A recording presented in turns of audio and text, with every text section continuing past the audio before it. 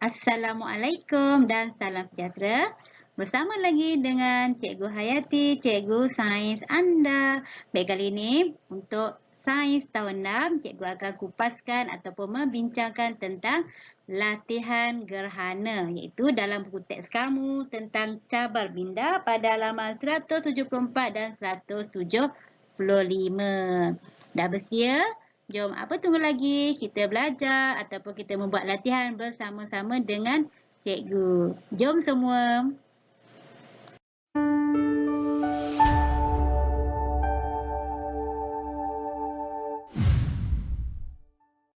Okeylah, mari kita lihat soalan yang pertama. Jadi, murid bolehlah bersama-sama dengan cikgu merujuk buku teks kamu pada halaman 174. Okay, soalan yang pertama. Rajah di bawah menunjukkan peringkat-peringkat gerhana bulan. Ada P, Q, R dan S. Susunan gerhana bulan manakah yang betul? Baik, murid boleh lihat. Okey, kita rujuk semula kejadian atau gambar rajah tentang kejadian gerhana bulan dalam buku teks kamu pada halaman pada halaman 166. Okey, kalau kita perhatikan, diberi sini dua pilihan jawapan antara R dengan S.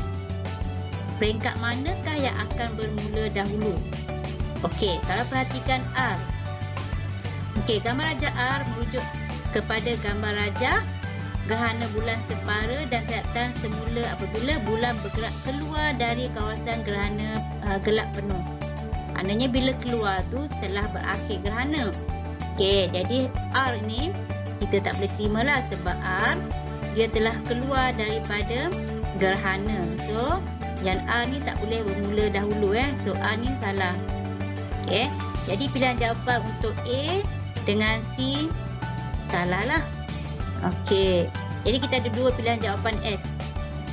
Okey, kita perhatikan S, iaitu gerhana bulan separa mula kelihatan apabila bulan mula bergerak keluar dari kawasan gelap separa.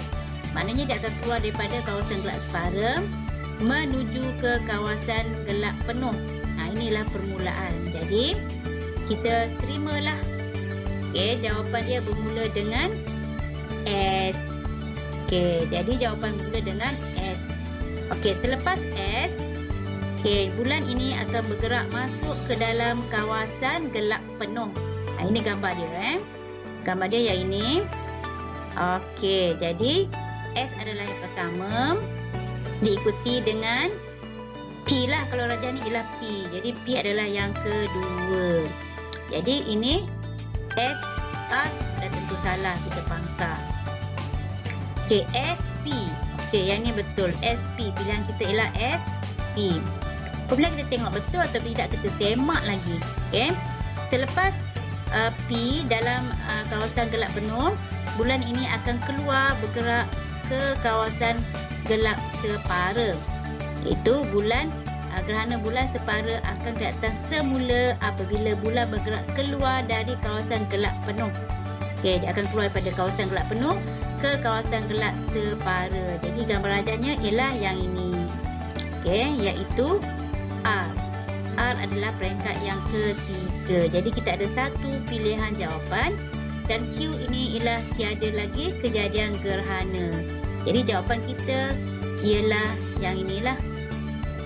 Okey. Okey, itu untuk soalan yang pertama.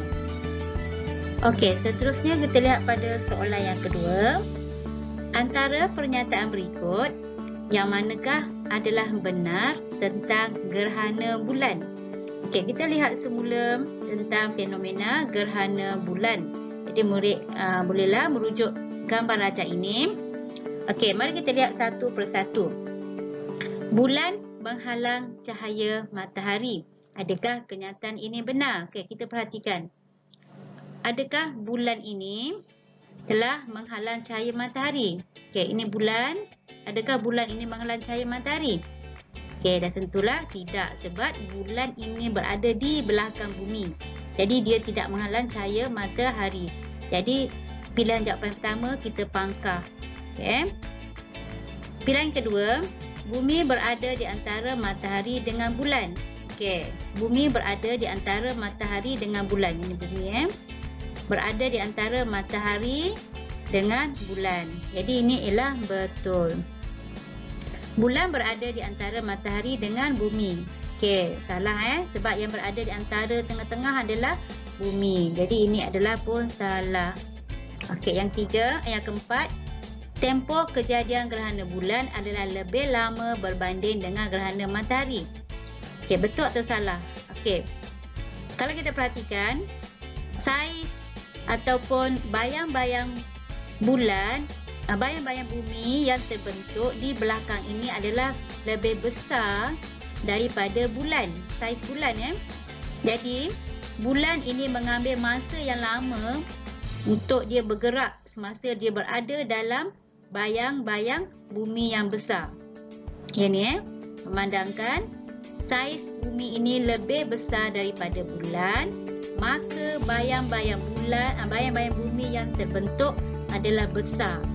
Okey, jadi oleh itu bulan dapat bergerak lebih lama dalam kawasan bayang-bayang bumi yang gelap. Okey, jadi jawapan untuk kenyataan ini adalah benar. Jadi kita ada pilihan jawapan kita ialah 2 dan 4. Okey, yang mana pilihan dia? Jawapan 2 dengan 4. Okey, dah tentulah C. Jawapannya adalah C. Okey, yang ini 2 dengan 4 untuk soalan nombor 2. Baiklah, seterusnya kita lihat soalan yang ketiga. Antara berikut, yang manakah menyebabkan fenomena gerhana matahari? Mari kita lihat semula kejadian gerhana matahari.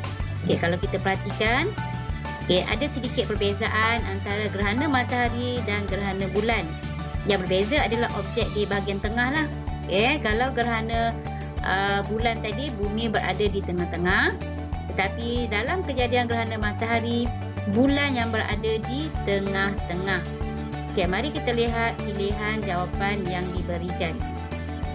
Okey, fasa bulan purnama. Okey, ini adakah kenyataan ini betul? Menyebabkan fenomena gerhana matahari berlaku. Fasa bulan purnama. Okey, fasa bulan purnama, iaitu bulan ini akan berada di bahagian belakang bumi. Okey, itu berada pada fasa bulan purnama. Okey, tapi sekarang bulan berada di tengah-tengah. Jadi kenyataan yang pertama ini tidak benar. Jadi kita pangkah. Okey. Kenyataan yang kedua, cahaya bergerak dalam satu garis lurus. Okey, cahaya matahari ini bergerak dalam satu garisan lurus. Adakah benar? Okey, kalau kita perhatikan sifat cahaya, kamu dah belajar masa tahun 4.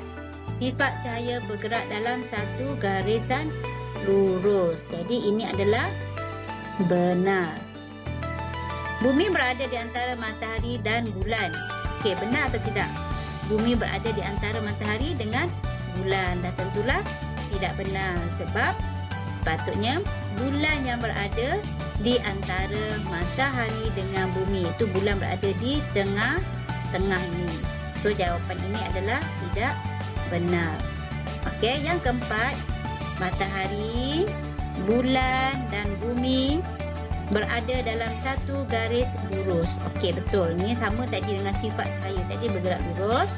Jadi objek seperti matahari, bulan, bumi berada dalam satu garisan lurus. Okey, jadi kenyataan ini adalah benar. Jadi kita dapatlah jawapan kita 2 dan 4. 2 dan 4, iaitu jawapannya ialah C. Okay, jawapannya ialah C.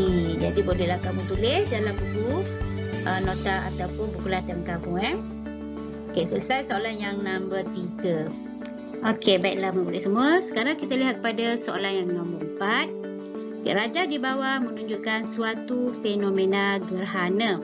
Baik, perhatikan raja ini di mana matahari, bumi dan bulan berada pada satu garisan lurus.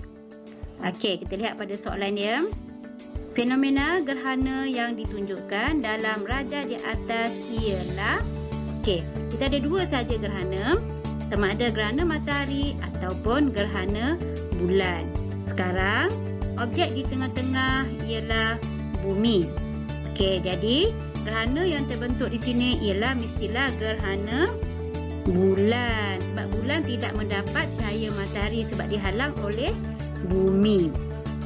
Okey, seterusnya, pada kedudukan R, gerhana apa yang akan berlaku? Okey, mari kita tengok R. R berada di sini, iaitu berada betul-betul dalam bayang-bayang bumi. Gelap. Jadi, mestilah gerhana bulan penuh.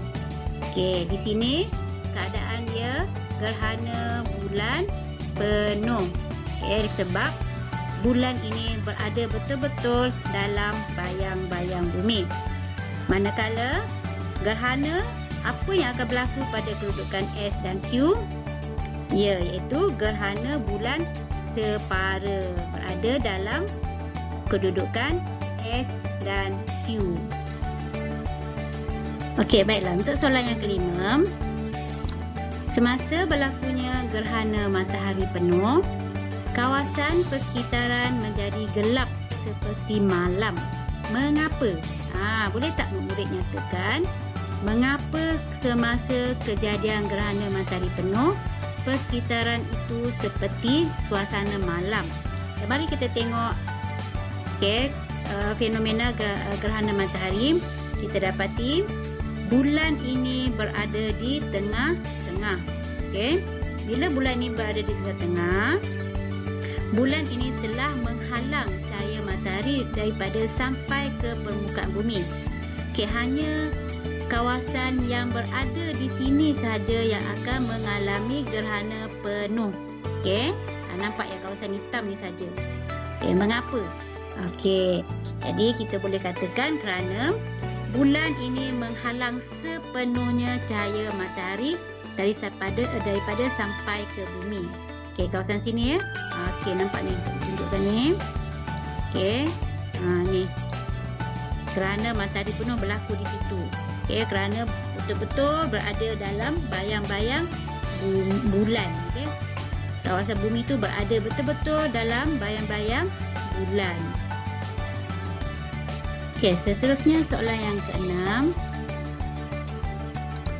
Adakah gerhana bulan akan berlaku jika bulan tidak beredar mengelilingi bumi? Mengapa?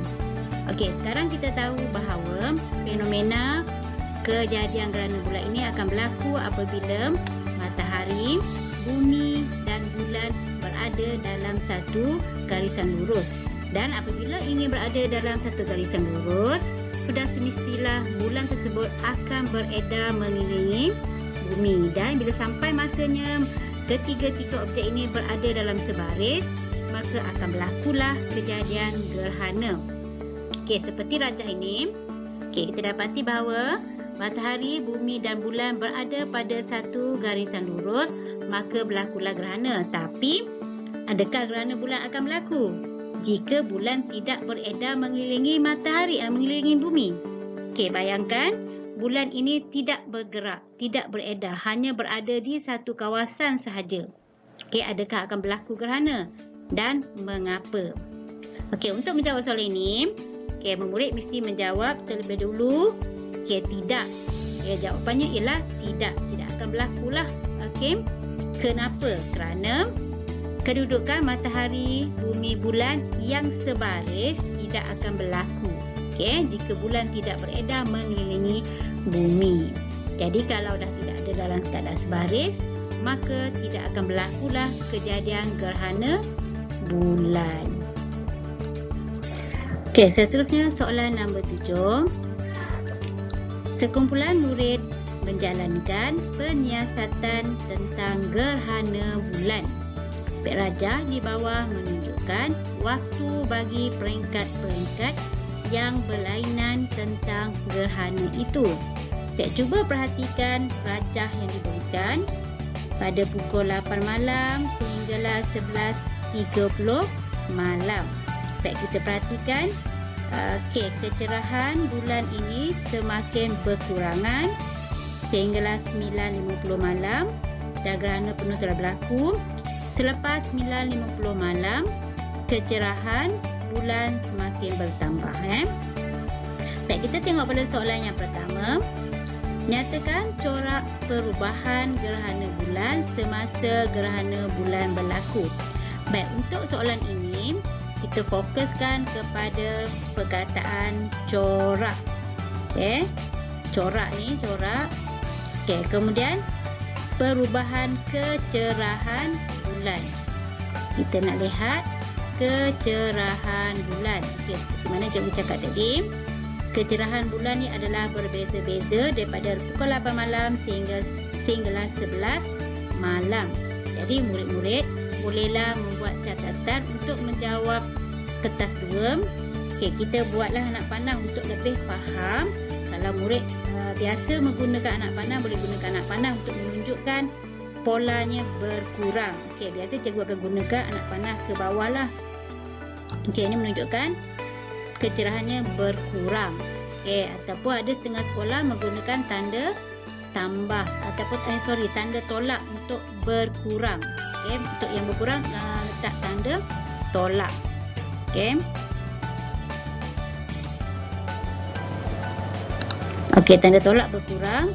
Okey, kemudian selepas pukul 9.50 malam, kecerahan bulan telah bertambah. Okey, cikgu gunakan anak panah ke atas atau menggunakan simbol tambah. Okey, jadi kita dapati bahawa kecerahan itu berkurang dan bertambah. Jadi untuk menjawab soalan corak, murid hanya perlu tahu pola sahaja. Jadi bolehlah ditulis pola dia adalah berkurang dan bertambah. Sebab soalan fokus kepada corak, perkataan corak. Okey, untuk soalan 7A. Baik, untuk soalan 7B, apakah kesimpulan yang boleh dibuat daripada penyiasatan ini? Okey, murid-murid boleh memilih sama ada ingin menulis jawapan pendek ataupun jawapan panjang. Macam mana jawapan pendek? Okey, jawapan pendek kita cuma pilih yang di tengah-tengah ini sahaja untuk dijadikan sebagai pokok utama untuk kesimpulan. Contohnya macam inilah. Okey. Gerhana bulan penuh berlaku pada jam 9.50 malam. Kita lihat di sinilah. Okey, gerhana penuh berlaku pada jam 9.50 malam. Dan sekiranya ingin menjawab soalan jawapan panjang, kita menggunakan pola tadi untuk membina kesimpulan. Contohnya seperti macam ni. Semakin bertambah dari jam 8 malam hingga 9.50 malam. Ini tadi kita pola dia. Okey, semakin bertambah, masa dia adalah semakin bertambah. Okey, masa adalah semakin bertambah. Okey. Tetapi kecerahan bulan berkurang. Okey, kita tahu tadi kecerahan bulannya adalah berkurang. Okey. Selepas jam 90 malam, kecerahan bulan bertambah. Bermaksud selepas 9.50 malam, kecerahan bulan telah bertambah. Okey, itu jika ingin menulis jawapannya panjang. Untuk soalan 7C, ramalkan pada pukul berapakah berakhirnya kejadian gerhana bulan. Bagaimanakah kamu membuat ramalan ini?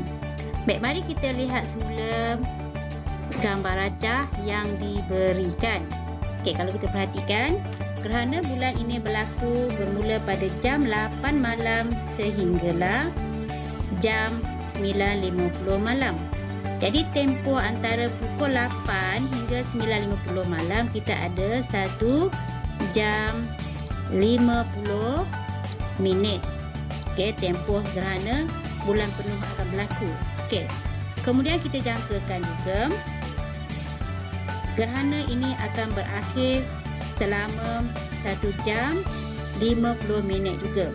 Okey, jadi antara 9.50 sehinggalah 11.30 kita ada lebih kurang 1 jam 40 minit. Okey, 1 jam 40 minit. Jadi, untuk jadikan dia sebagai 1 jam 50 minit, kita akan tambahkan lagi 10 minit bermula pada 11.30 malam. Kita tambah lagi 10 minit.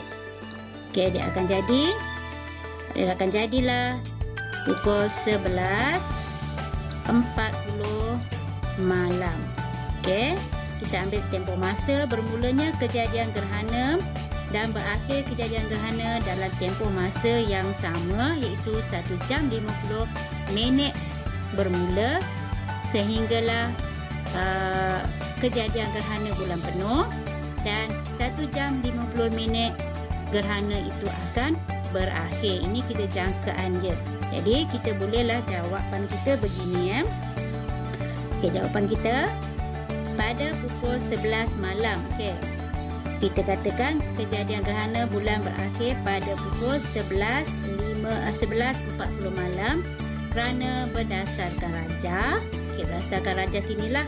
Okey, kejadian gerhana bulan mula berlaku pada jam 8 malam dan mengambil masa lebih kurang 1 jam 50 minit untuk gerhana penuh. Okey, gerhana bulan dijangka akan berakhir selepas 1 jam 50 minit, iaitu pada jam 11.40 malam. Okey, murid boleh faham tak? Okey, cikgu harap boleh fahamlah. Okey, kita ambil tempoh masa yang sama bermula daripada gerhana berlaku sehinggalah gerhana penuh, dan gerhana itu akan mula hilang ataupun berakhir bermula pada 10.50. Bukan mula berakhirlah, dia akan beransur-ansur berakhir 9.50, 11.30, dan kita jangka cukup 1 jam 50 minit gerhana itu akan berakhir.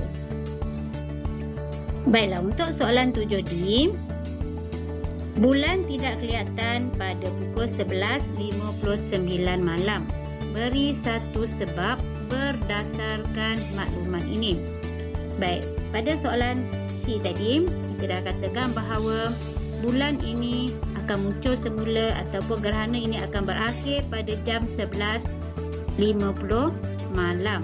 Sepatutnya bulan itu akan kelihatanlah di langit pada waktu tersebut, tetapi tidak kelihatan pada masa yang sepatutnya. Jadi kita dikenali memberikan satu sebab ataupun inference kenapa bulan tidak kelihatan pada masa tersebut pada 11.59. Sepatutnya bulan tersebut dah nampaklah sebab dah berakhirnya gerhana. Jadi murid bolehlah cuba menjawab seperti inilah. Okey, kerana bulan dililingi awan tebal, okey, keadaan langit yang mendung ataupun keadaan malam tu hujan nak turun. Okey, jadi menyebabkan bulan tu tidak kelihatan. Sebenarnya bulan itu ada. Okey, sebenarnya bulan itu memang ada. Tetapi mungkin di kawasan kita pada masa tersebut dilindungi awan yang tebal, awan bergerak dan melindungi permukaan bulan tersebut. Ataupun pada masa tersebut langit di tempat kita nampak dalam keadaan yang mendung, gelap, gelita ataupun ada ribut ataupun keadaan nak hujan. Sebab itulah kita tak nampak bulan pada masa tersebut. Baiklah, seterusnya kita lihat kepada soalan nombor 8. Raja di bawah menunjukkan kejadian suatu gerhana. Baik, cuba murid perhatikan. Okey, apakah jenis gerhana ini? Okey, kita dapati yang ada di tengah-tengah ini adalah bulan dan ini adalah bumi. Okey, soalan dia, apakah gerhana yang ditunjukkan di dalam raja di atas? Okey, sekiranya bulan berada di tengah-tengah, apakah fenomena gerhana yang berlaku? Okey, ini adalah bulan. Okey, tentulah gerhana matahari sebab bulan menghalang cahaya matahari daripada sampai ke permukaan bumi. Baik, seterusnya, nyatakan fenomena yang dapat dilihat di kawasan bumi bertanda X. Okey, bertanda X ini ialah berada betul-betul dalam bayang-bayang bulan. Okey, gelaplah kawasan sini.